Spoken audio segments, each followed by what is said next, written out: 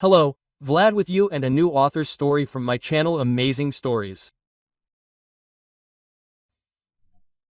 The house smelled of cloves, black coffee and vanilla pastries. 3 generations of the Kireyev family gathered around the wrought iron dining table.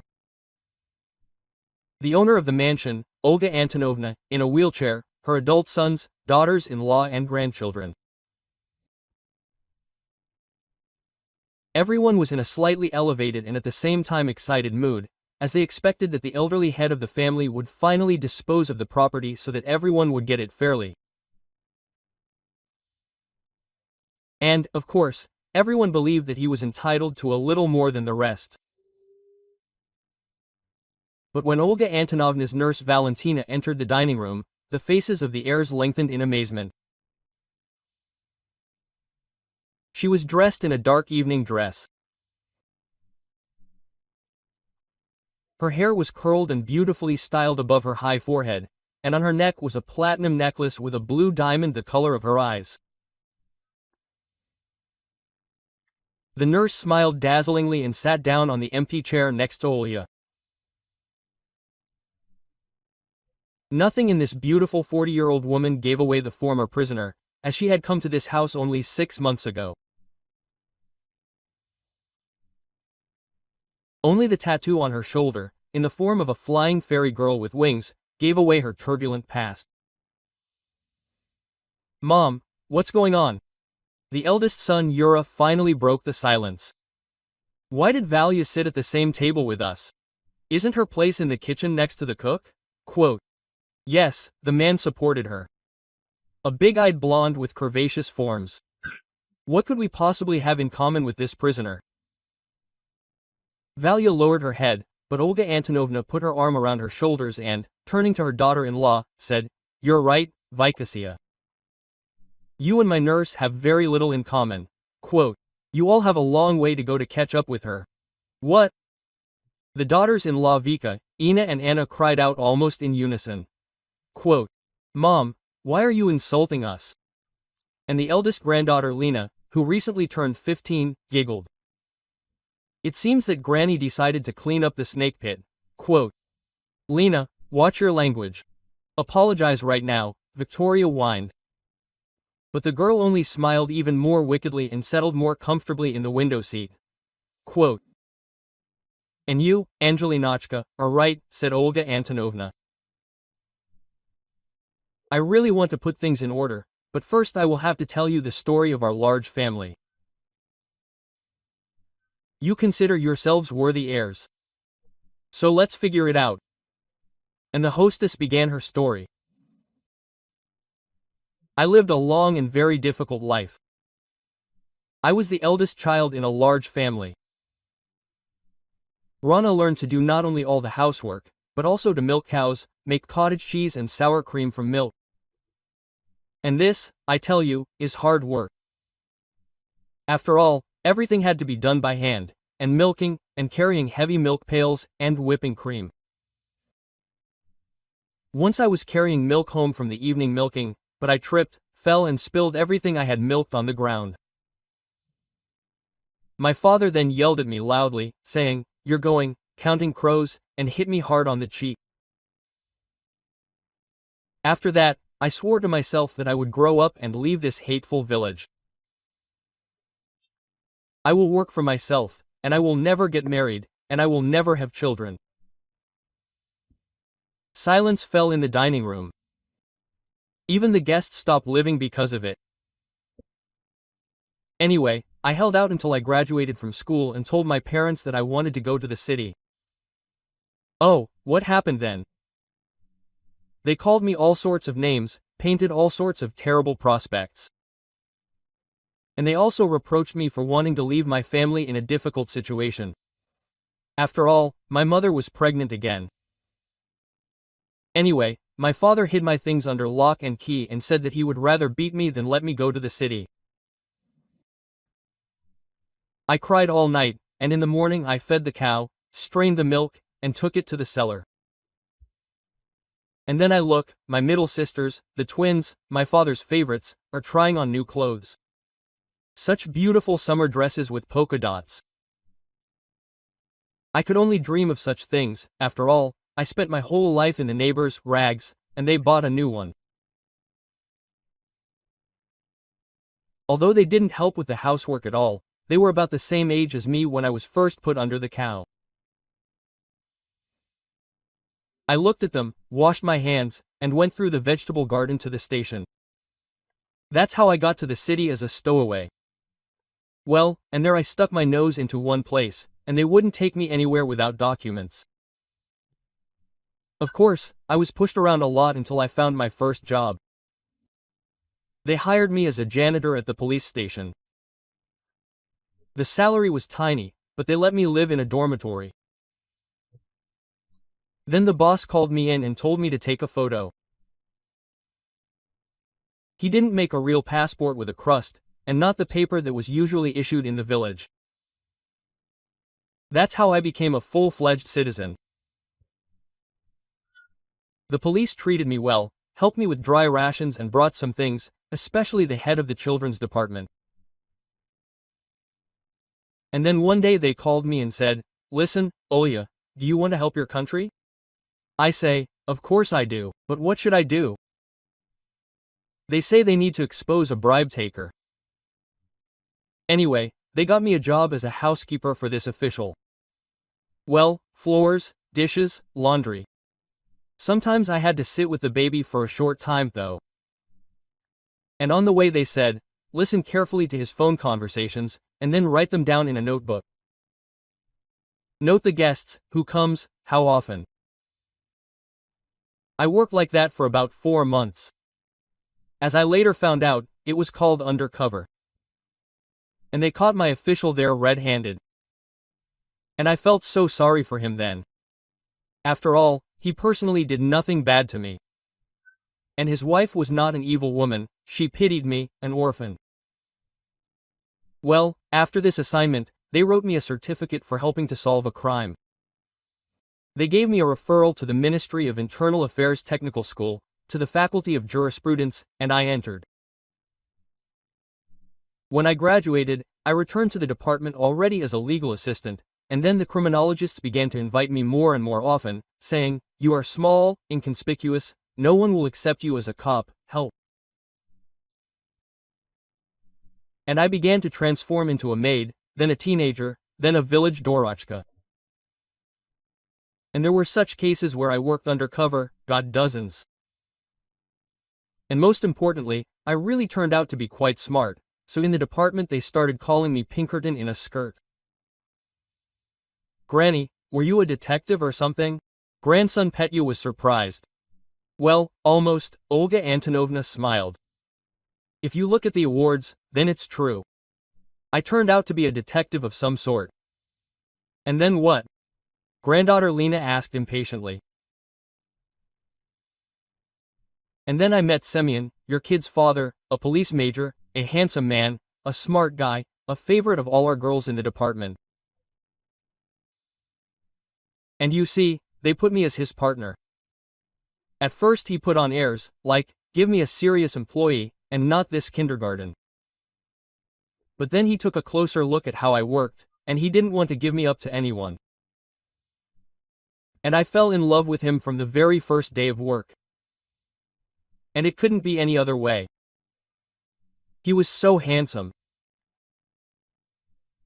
So I forgot all my girlish promises that I would not get married, that I would not have children. Love is a hard memory." Granny smiled sadly. "I don't understand. What does your mother's story have to do with the appearance of a nurse here? Why did you gather us all?" The younger daughter-in-law Anna shrugged. "You will find out everything soon," Olga Antonovna answered and looked at Valentina with a special warmth. She lowered her eyes. Despite the fact that the hostess was on her side and the day before asked her to feel at home, Valia still felt awkward taking an honorable place where everyone else was not happy with her.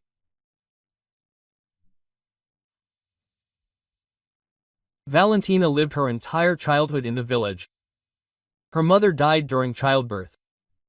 Her father, as far as the girl could remember, drank and was rowdy. She had older brothers and sisters, but they were not the youngest at home. Once, her father got drunk and fell asleep in bed with a lit cigarette, and in the middle of the night a fire started. The children, in whatever clothes they had, ran out of the house, and her father was still dead. Valia was very scared then, she even started stuttering. But then she was taken to an orphanage, and she even sighed with relief. At least they fed her normal food and put her to bed in a clean bed, and not like at home, with mattresses shiny with dirt. Valia even began to study better and wanted to get a profession in order to earn good money. After the orphanage, her older brothers and sisters promised not to abandon her, but they themselves flew off in all directions. They didn't even remember. So after the boarding school, the girl ended up in a dormitory of a textile school, where almost all the graduates of the orphanage were sent to study. Her roommate turned out to be a feisty and rather troublesome girl named Kasiusha. She was the one who talked Valia into earning extra money after classes as a small-time painter. At first, Valia was afraid, and did not want to take the path of crime. But when she saw how much she could buy with this money, all doubts disappeared. In addition, the girl turned out to have a real criminal talent. She easily pulled wallets out of pockets, and no one even noticed. Valia got a taste for it, eventually dropped out of school and began to make money on her own. Moreover, she decided that it would be best to tour, well, that is, not to stay anywhere for a long time, so that it would be harder for a detective to track her down. Olga Antonovna's sons and daughters-in-law looked at Valentina with undisguised malice. Since their mother became seriously ill, they began counting the days until her imminent death in order to divide all the property. But then they had to count not days, but weeks, then months. Olga did not recover and did not intend to go to the next world either. She continued to manage the affairs of the private law firm, which she created together with her husband, who rose to the rank of colonel and died 2 years ago. She participated in video conferences with colleagues and personally called clients. All 3 sons, at the insistence of their parents, graduated from law school. But only the eldest followed in his parents' footsteps and worked in the family company as a lawyer. The middle Pavel unexpectedly discovered supernatural abilities in himself and began to receive clients at home, dreaming of opening his own astrological center. The youngest Talik showed no interest in anything at all, except for football, which he had been playing since childhood in a well-known sports club. Of course, Vika, Yuri's wife, believed that the firm should go into the hands of her lawyer husband. But the wives of the other 2 Kirayevs also laid claim to equal shares of the company's income. In their opinion, it would be family-related. Daughters-in-law often forced their husbands to visit their mother and hint at a division. But as soon as they got together, a scandal began almost immediately. Quote, "Why do you still dream of grabbing your piece of the pie?" Victoria whispered to her relatives. "And what do you have to do with it? At least lift a finger for the common cause. And what have you done for the company?" Her younger daughters-in-law pounced on her. "You're sitting on your husband's neck, and by the way, we work. And I'm not just sitting there. I have 3 children. Even more," Vika got worked up. "And you've given birth to one and are pretending to be diligent mothers. It's hard to be in my shoes." "Vic, calm down. Don't waste your nerves on stupid women with chicken brains," Yura muttered in her ear. "We'll get the company anyway." "Who else? How would you know? You can expect anything from your mother. She'll just go and sell it, and the money will be stupidly divided equally. And what then? You'll have neither the company nor the job. Olga Antonovna was terribly tired of these squabbles.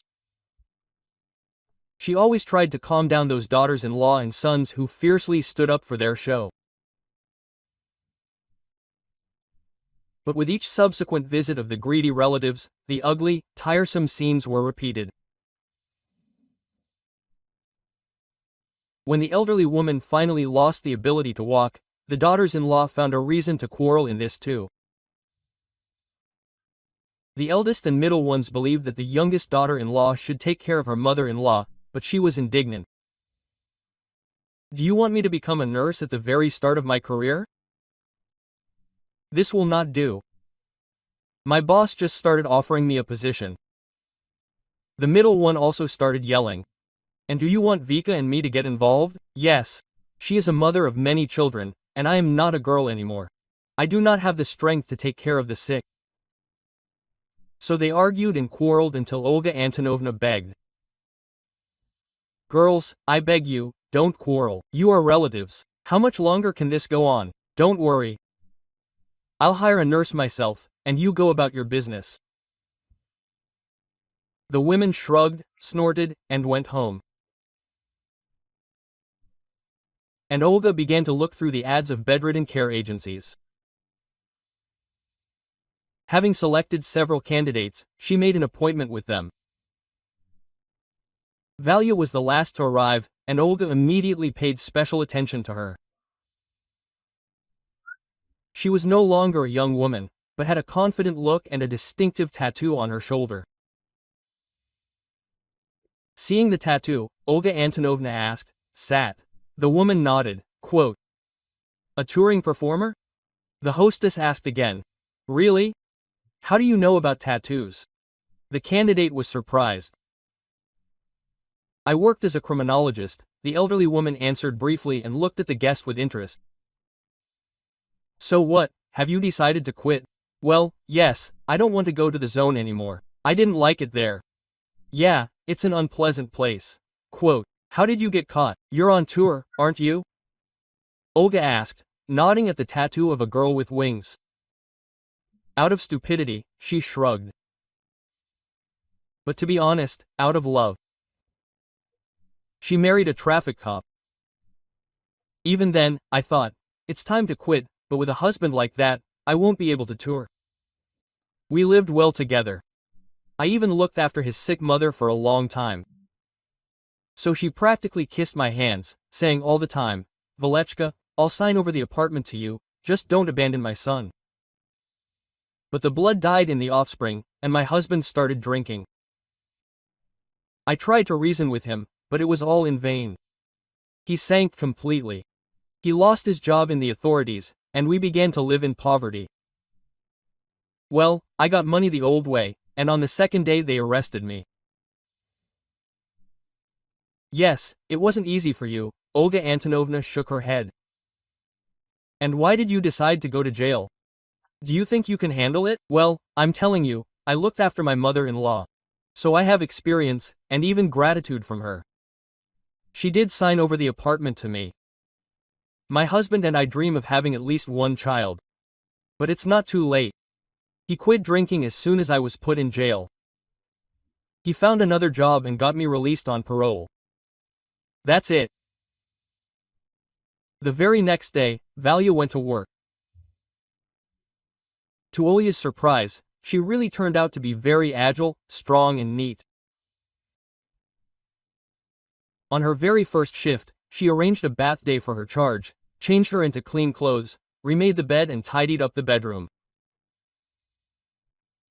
Then she said that Olga needed a wheelchair.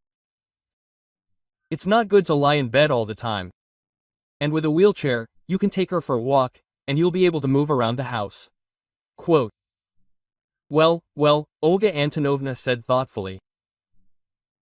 And my children hadn't even thought of that. She fell ill, but never mind, let her lie close to the ground, as long as she goes to the next world as soon as possible. Quote, But I'm not an old woman yet, I want to live. You will live, Valentina smiled. And Olga noticed that she was missing a few teeth. Valchika, you came up with a great idea with the stroller, but I have a counter-proposal for you.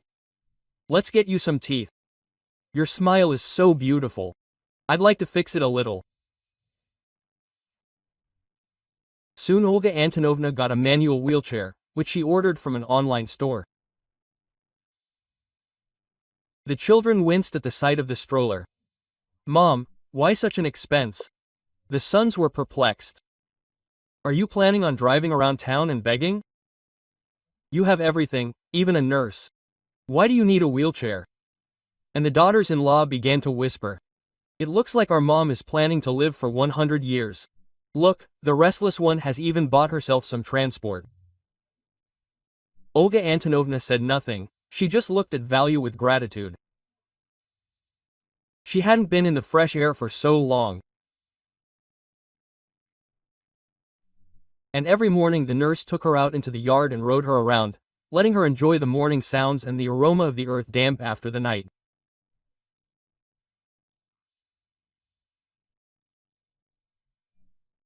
But her relatives couldn't understand how important it was for a sick person to get out of bed at least sometimes to feel alive.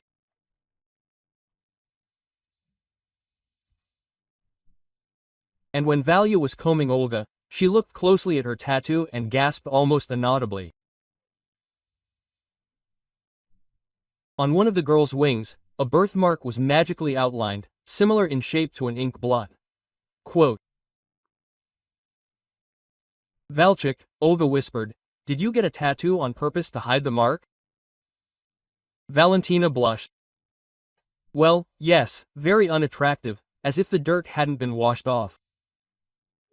Olga Antonovna lifted her hair on the back of her head and said, come on, look what I have there.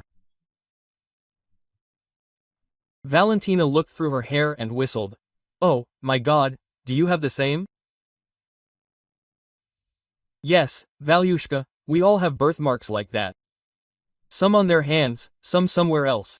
Your maiden name, the surname is not Chuikova by any chance. Yes, sir, Chuikova, Valya muttered in amazement. Olga looked closely into her eyes. Well, that's right. There was something in them that reminded her of her mother's eyes, about whom she only knew that she died from late childbirth, and after that her father became an alcoholic. Quote, and do you remember your mother, Val? She asked. No, Olga Antonovna, she died when she was giving birth to me. It turns out, Valyushenka, you are my youngest sister, so I am not Olga Antonovna to you, just Olya, Kuriva said in a trembling voice. That evening they could not stop talking. Olga told how she lived in her parents' house, how she then ran away and started working in the city. And Valya listened to her older sister's story and cried.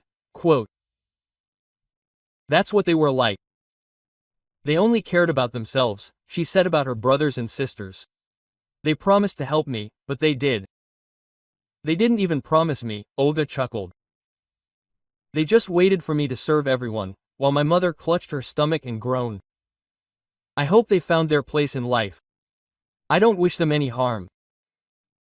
My sons also grew up unfriendly. It seemed like they had everything. My husband and I worked hard from morning till night, we didn't spare money for their upbringing. But look at them, they are so different and so worthless. I know everything about their lives.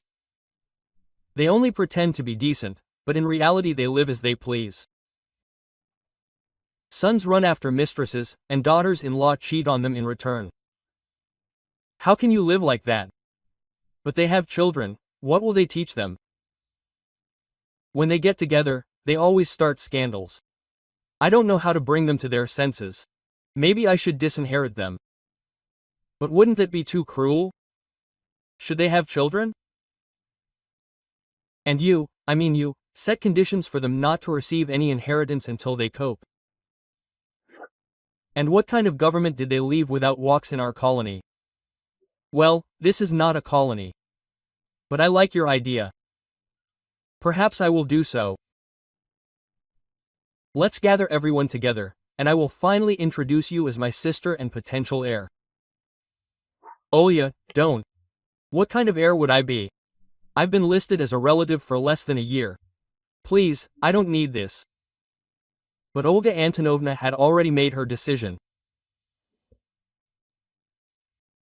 On the appointed day, the relatives gathered in the mansion in the hope that the mistress would read them the preliminary text of the will, as is sometimes done in some families. But for some reason she invited this tongue to the common table. She herself began to tell her biography. The guests, and especially the daughters-in-law, were not a year old. Quote, "So, my dears," said Olga Antonovna, looking at everyone. "In addition to the fact that Valia has done much more for me than all of you put together, she is also my sister. She was born when I was already 25, and at that time I worked in the police." A stifled sigh swept through the dining room. The eldest daughter-in-law could not contain her emotions. Just think. Our highly respected mother, an employee of the Ministry of Internal Affairs, turns out to have family ties with criminal elements. "Yes, this is at least surprising," her husband muttered. "And what, are you going to include Aunt Valia in the will?" "And did I say anything about a will? I feel pretty well." And thanks to Valyusha's efforts, Olya gave her hand to her new sister, and Tagla helped her stand up. "I've gotten back on my feet, so I can easily run the family company for a few more years.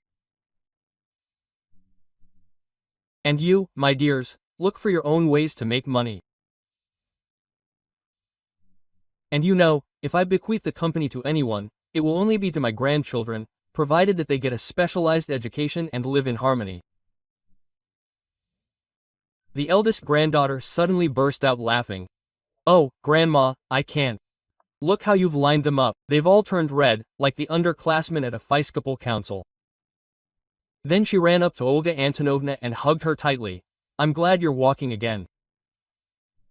Does that mean you'll be able to come to my graduation and to my competitions?" Petya added, also hugging his granny. The younger grandchildren didn't understand what was happening, but looking at the older ones, they also swarmed around their granny. Olga Antonovna burst into tears. "This little felt bald spot is what's called happiness. May you have such good grandchildren." "Oh, I would have to carry my first child first," she whispered, stroking her belly.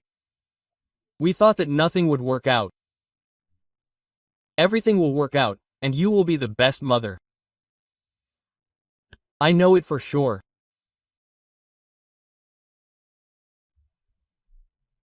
If you like the story, please support me by pressing the thumbs up button. One simple action, but it is very important to me. All the best to you.